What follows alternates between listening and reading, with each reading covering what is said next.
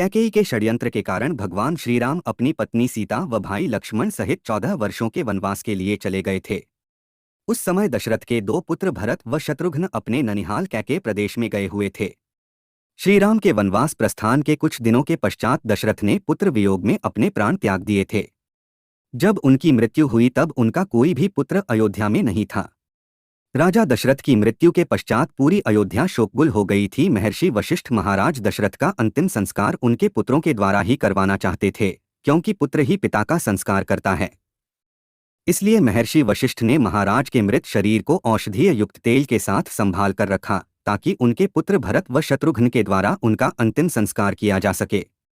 उसी समय महर्षि वशिष्ठ की आज्ञा से एक संदेश वाहक को तेज गति से कैकेय प्रदेश में भेजा गया तथा भरत व शत्रुघ्न को अयोध्या की राज आज्ञा सुनाई गई।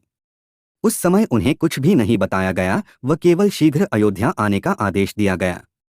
राज आज्ञा के अनुसार भरत व शत्रुघ्न तेज गति से अयोध्या की ओर निकल पड़े।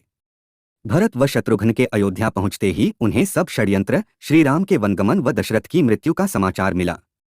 यह सुनते ही भरत ने अपनी मां कैकेयी का त्याग कर दिया व अपने पिता को देखकर विलाप करने लगे। तब महर्षि वशिष्ठ ने स्थिति को संभाला व भरत शत्रुघ्न को ढांढस बंधाया।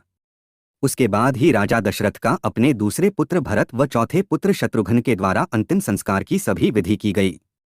भरत के द्वारा ही अपने पिता को अंतिम मुखाग्नि दी गई थी।